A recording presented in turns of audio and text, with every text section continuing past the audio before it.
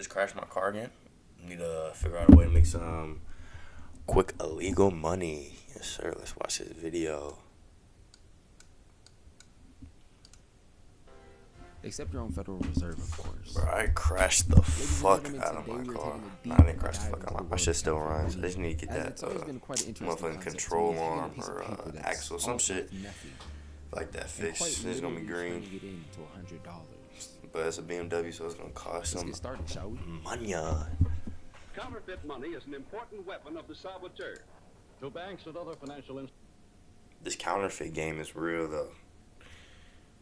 This shit is real as fuck. All them African niggas, they have a lab somewhere in Dallas that does this shit. I'm pretty sure. It's a lot. Dark web. In how to detect spurious money.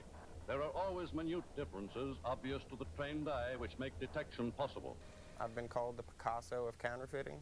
The From my Picasso of perspective, counterfeiting. it wasn't that Shit. hard to do it, if that makes sense. It just took a lot of trial and error, basically.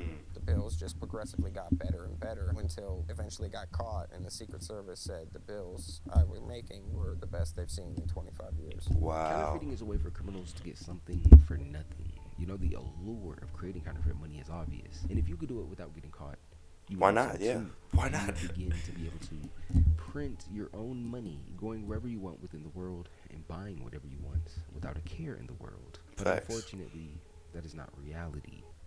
But it can be. What he did here is he took a photograph, created a negative of that photograph. From the negative, he cleaned up some of the errors that were present when he took the photograph. He removed the sequential serial numbers that are located on the bill. Those will be printed separately. Then from the negative, he transferred that to a metal plate. That metal plate will be utilized to actually print the counterfeit currency. So I can attest that this process works. Nobody on the Oh shit. Nowhere they're giving us the blueprint to counterfeit money before GTA 6 comes out. Oh my god. has ever counterfeited more money than I did. And I was kind of in awe. I was like, wow, this is pretty wild. It had, I'm holding it up. It's got the watermark. It's got the strip. Got the little 100 that turns colors. This is that blue collar crime. Bro, we need to see more brothers doing blue collar crime. Guarantee you're not gonna see no black guy getting an interview. I'm thinking this is nothing like what Da Vinci was printing. Like, this is something real serious. And I knew that if I broke this, that it could be legendary. If I could figure this out, I could really set myself up for life. Facts.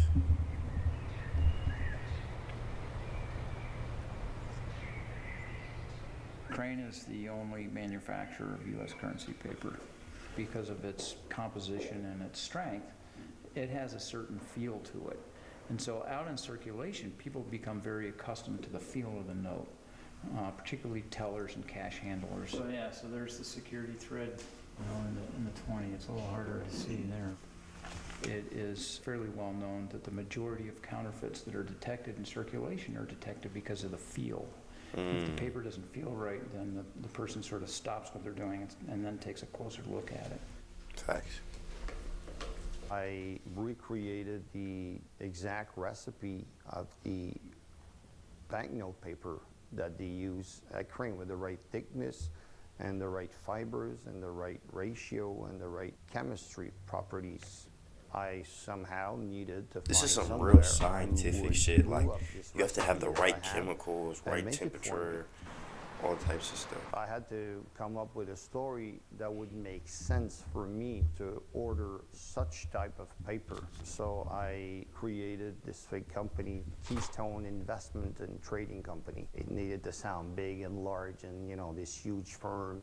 The premise was to come out with our own bonds to put on the market. The closer to currency, the more secure it would be.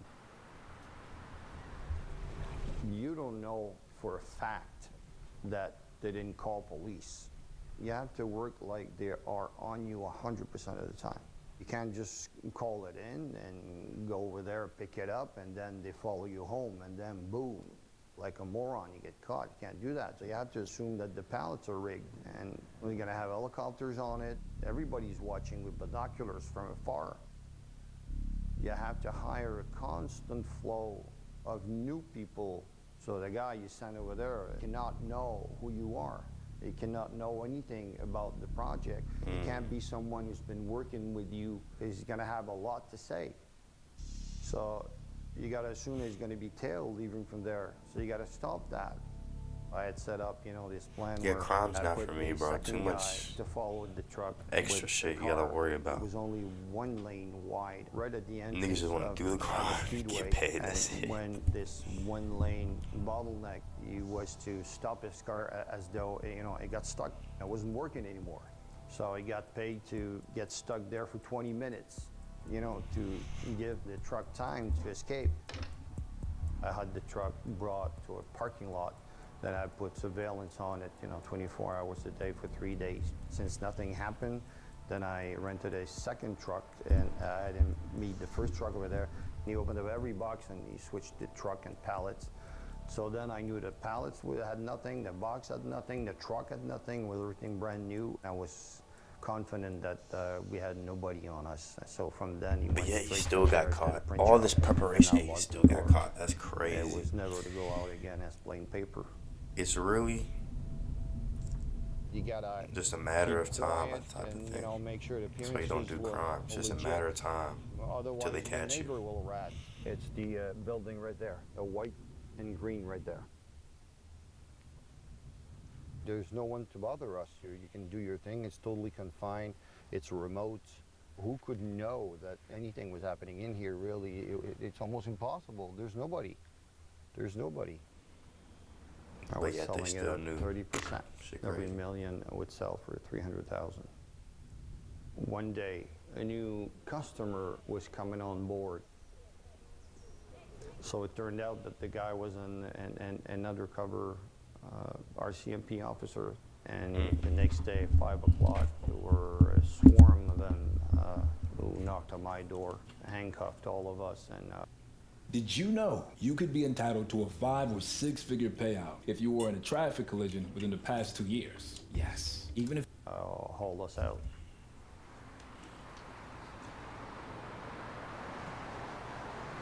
To them, they came in. They said, "Well, it's a million in there." So to them, it was a big thing at the time. So they were quite happy about it. But it was, for just the first sample orders that we had with this new customer. So I knew that what they would obviously want to get to would be the print shop and the rest of the money. They offered me 60 years because it's 3 count of 20 years. 60 I had, years, shit. Production, possession, and distribution. That's when I told my lawyer, I got to talk to you about something. If I had 200 million, could you do something with it? Could you resolve that? What do you mean if you got that? Well, I have 200 million. Wow. They were that they hadn't succeeded at arresting me, obviously, but I tried my best to make sure that this didn't happen, and I planned well. That shit's really crazy. Wait, is he on the squad now? That was it. The police left, and I was a free man. I spent so much time, perfecting these bills that I would notice any little, error or anything like that. I think I've got an attention to detail that most people probably don't have. Now, banknote counterfeiting takes place in several stages. First, you have the All these acquisition of the people got appropriate caught. paper. Now, I've seen criminals use all different types of stuff. I went through rice paper, vellum paper, tracing paper, toilet paper, wrappers on toilet paper. I ended up finding that Bible paper was perfect. Bible paper glows a dull purple just like money does. I would acquire the Bible paper by going into bookstores and just kind of taking out the blank pages. Cashier will grab the pen. When they mark it, there's actually some science going on right now. On currency paper, it reacts to where it marks yellow. On pretty much 99% of every other paper made, it'll mark brown. And so it's really hard to find the right paper that would match money. Today, we live in a world where almost everyone has easy and immediate access to high-quality editing tools, but before the modern era, counterfeiting was a much more difficult and expensive endeavor. On all money, if you look at it, it has kind of like a cream greenish color to it. You can't print that with the regular printer, like a laser printer. You can only get it by pressing it, you know, like running it through the press. We would run it through the first time, put the color of money on it, then we would run it through again, we would put the border with the head, then we would run it through again and put the seal, and we had this program designed to where we changed every single serial number on our money. When we actually perfected the process, I mean, it was beautiful. You can go on many sites, and most of them, I mean, this is funny, but most of them are government sites. You get from one sheet of paper to, you know, 10 different criteria that you have to look into. Single most complicated thing is the crispiness of the bill. And then you got the watermark. It's just a matter of putting this up to the light, and then you can see UV strip here. Then you got the color shifting 20 and the color shifting eagle. The fonts on the serial number are forbidden fonts, and the feel of the raised ink. And then you got the starch, which you have to neutralize. It's actually very, very difficult to duplicate. So, yeah, you have to make it good if you want it to pass. I'd say 75% of the security of the currency is the paper itself. It took me a whole year just to figure that out. The ingredients and the suppliers and the know-how and the different security features included within the paper. So, well, I looked into, you know, hundreds of suppliers. Some plain just hung up on me, and some told me flat out, hey, you're making, you know, paper for banknotes with that? I narrowed it down to the one that felt right to me. It was just a matter of feeling. So I picked one, and it went well. So I started to research. You need paper, and you need ink, you need to print somehow, you know, basic stuff. That's the extent of what I knew. You need printing presses, well, lumber yard, numbering machines for the serial number, color shifting ink, and measurements. Then you gotta fine tune. If you need a 171.4 embedded security fibers. You got the watermark also.